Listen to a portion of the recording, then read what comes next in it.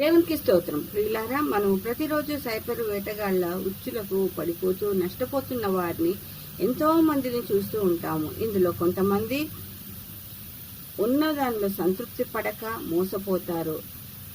అన్ని ఉన్నను, బాగా చదువుకొని ఉన్నత స్థానంలో ఉన్నను, కేటుగాళ్ల మాటలకు పడిపోయి ఆ ఊబిలో ఇరుక్కుపోయి ఉచ్చులను బిగించుకొని పోవుటచ్చే బయటికి రాలేక సతమతమైపోయేవారు ఇంకొందరు.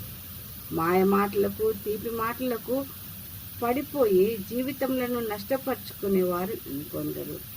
ఇంకా కొంతమంది ఉన్నదాన్ని, ఉన్న సుఖాన్ని అనుభవించక లేనిపోని కొత్త కొత్త ఆలోచనలు అమలుపరిచి తమ జీవితంలో తామే అల్లకొల్లోలంగా చేసుకొని తలకు చేతులు పెట్టుకొని ఇప్పుడు ఎలా వీటి నుండి బయటపడేది అని ఆలోచిస్తూ ఏమీ చేయలేని, దిక్కుతోచని ఇలాంటి పరిస్థితుల్లోనున్న వారితో నీ బుద్ధి ఎక్కడ పోయింది, నీకు ఈ కోరిక ఎలా పుట్టెను అని అంటూ ఉంటాము. అటు విధంగానే దేవుడు ఇటువంటి పరిస్థితులను దావీదు రాజుకు కూడా ఎదుర్కొన చేసినాడు. మనము దీనిని 2 సమూయేలు 24వ అధ్యాయంలో చూస్తాము. ఇక్కడ మరి ఒక మారు ఇశ్రాయేలీయులు దేవునికి అనగా యెహోవాకు కోపము తెప్పించగా ఆయన కోపముతో దావీదును ప్రేరేపించి ఇశ్రాయేలీయులందరినీ లెక్కించుమని తన సైన్యాధిపతి అయిన యోవాబుకు ఆజ్ఞను ఇచ్చినాడు. అప్పుడు యోవాబు అంటున్నాడు, జనుల సంఖ్య ఎంత ఉన్నను నా ఏలిన వాడవును, రాజవునకు నీవు బ్రతికి ఉండగానే దేవుడు యెహోవా దానిని నూరంతలు ఎక్కువ చేయును గాక. నా ఏలిన వాడవు రాజవునకు నీకు ఈ కోరిక ఎలా పుట్టెనను. అవును ప్రియులారా, ఇక్కడ దావీదు మహారాజును, గొర్రెల కాపరిగా ఉన్నటువంటి మహారాజును తీసుకొని వచ్చి రాజుగా చేసినాడు. అవునండి. అయితే ఇటువంటి ఎంతో పేదనైనా, బీదనైనా, గొర్రెల కాపరినైనా నన్ను తీసుకొచ్చి తన జనుల పైన ఇశ్రాయేలీయుల మీద రాజుగా పెట్టినాడే, ఇంత పెద్ద ఆశ్చర్య కార్యములను, అద్భుత కార్యములు చేయగలిగిన దేవుడు నాకుండగా నేను జనసంఖ్య చేయాల్సిన అవసరం లేదు. నేను ఎన్నో యుద్ధం చేసినాను, యుద్ధములన్నిటిలోనూ నేను గెలుపొందుటకు దేవుడే నాకు కారణం కదా, అన్ని పరిస్థితుల్లో నాకు తోడుగా ఉన్నాడు కదా అని ఆలోచింపగా ఆ ఆలోచన రాలేదండి. దేవుడు ప్రేరేపించగా అతను ఏమంటున్నాడు, నీవు వెళ్ళి జనసంఖ్య చేసి రమ్మని అనగా మరి గట్టిగా అన్నాడు, నీ కోరిక ఎందుకు పుట్టింది, అవసరం లేదని చెప్పినా కూడా యోవాబు మాట వినక గట్టిగా నువ్వు వెళ్ళి నువ్వు దేశమంతటిని తిరిగి సంఖ్యను నాకు చెప్పమన్నాడు. అప్పుడు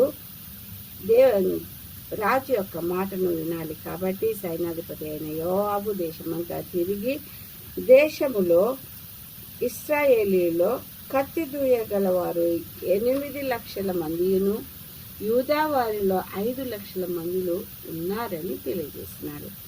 ఎప్పుడైతే ఆ జనసంఖ్యను యొక్క మాట విన్నాడో, చూసినాడో, వెంటనే దావీదు రాజు యొక్క మనసు కొట్టుకొన్నదంట. కొట్టుకొనడం అంటే మనసు పిండేసినట్లయిందండి. ఒకలాంటి గిల్టీ ఫీలింగ్ తన లోపల తనకి పశ్చాత్తాపం అన్నది వచ్చేసింది. అయ్యో, నన్ను ఇంతగా ఎదిగింపజేసినటువంటి దేవుణ్ణి నేను శంకించినట్టుగా నేను జనసంఖ్యను చేయమన్నానే అని తనలో తను చాలా పశ్చాత్తాపడి కృంగిపోయి తను ఒక మాట అంటున్నాడు,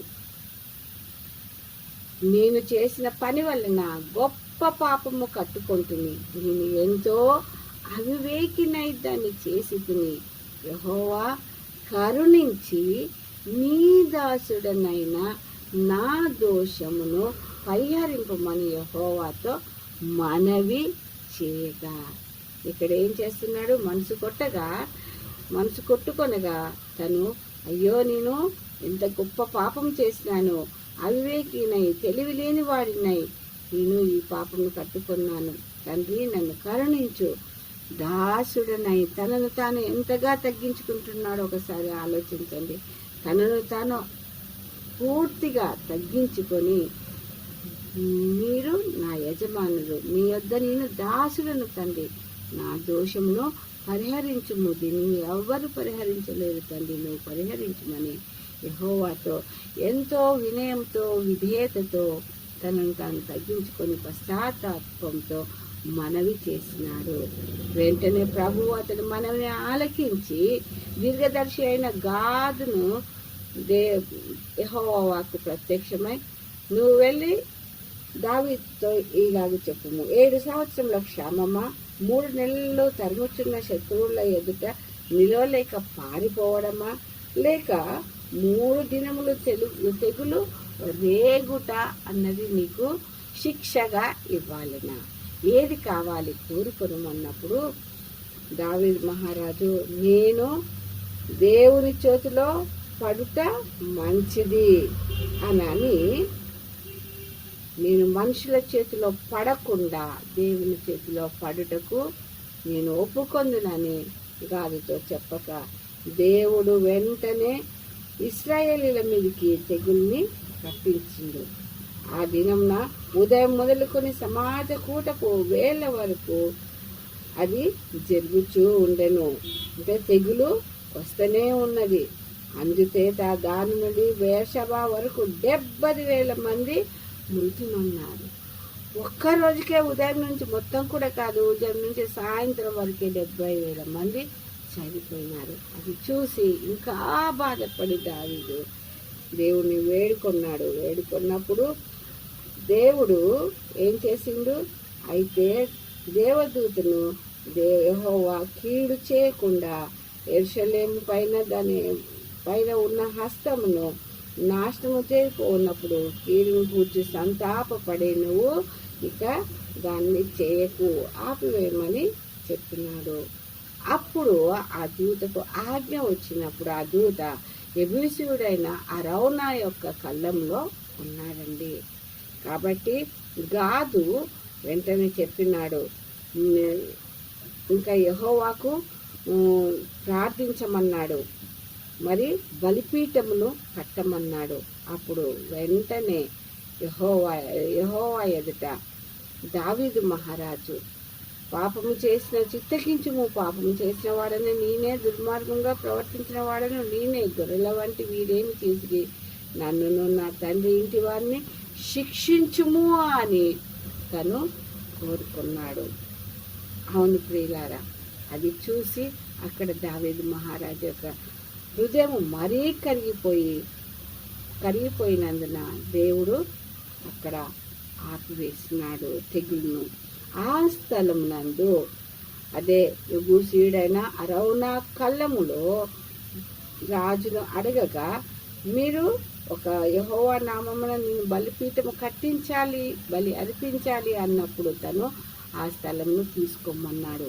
అయితే దావీదు, లేదు, నేను అలా తీసుకోను, దానికి వెల ఇచ్చి నేను తీసుకుంటాను, నేను ఇది యెహోవా కొరకై నా పాప పరిహారార్థమై నేను చేయుచున్నాను, నాకు విమోచన కొరకై చేయుచున్నాను అని చెప్పి తను దాన్ని ఆ స్థలముకై 50 తులముల వెండిని, అంటే 50 తులముల వెండిని ఇచ్చి కొన్నాడండి.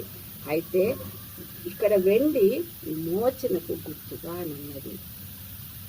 ఈ విధంగా దావీదు మహారాజు తనను తాను సరి చేసుకొని దిద్దుకొని తను దేవుని యొక్క బిడ్డగా నిలవబడ్డాడు, ఆయన మార్గంలో నడిచాడు. కాబట్టి 2వ దినవృత్తాంతములు 3:1 సొలొమోను యెరూషలేములో తన తండ్రి అయిన దావీదునకు యెహోవా ప్రత్యక్షమైనప్పుడు మొరియా పర్వతమందు దావీదు సిద్ధపరిచిన స్థలమున యెబూసీయుడైన ఒర్నాను కళ్ళమందు దావీదు ఏర్పరిచిన స్థలమున యెహోవాకు ఒక మందిరమును కట్టనారంభించినాడని 2వ దినవృత్తాంతంలో 3వ అధ్యాయం 1వ వచనంలో రాసి ఉంది. అదే విధంగా యెరూషలేములో దేవునికి మందిరము కట్టబడ్డది. అదే యెరూషలేము మందిరం అండి. చూసిందా? అదే విధంగా దేవుడు వారిని ఆశీర్వదించినాడు. కాబట్టి ప్రియులారా, మనము కూడా ఈ లెంట్ కాలములో, లెంట్ అనగా దిద్దుబాటు కాలములో మనలో ఏదైనా ప్రభువుకు ఆయాసకరమైనది ఉన్నట్లయితే దానిని దిద్ది లేక సరిచేసి తన మార్గంలో నడుపుమని వేడుకొందాము. ఈ విధంగా దేవుడు మనలను కూడా సరిచేసి తనకు తగిన రీతిలో మనల్ని దిద్ది తన బిడ్డలుగా ఈ లోకంలో నిలబడుటకు తన పరిశుద్ధాత్మ సహాయం ద్వారా మనల్ని ముందుకు నడిపించునుగాక. దేవుడు వచ్చి పర్యంతము ఆయన బిడ్డలుగా మనం నిలుచుటకు తన తోడున్న సహాయాన్ని అనుగ్రహించునుగాక. ఈ కొద్ది వాక్యము దేవుడు దీవించునుగాక. ఆమేన్, ఆమేన్, ఆమేన్.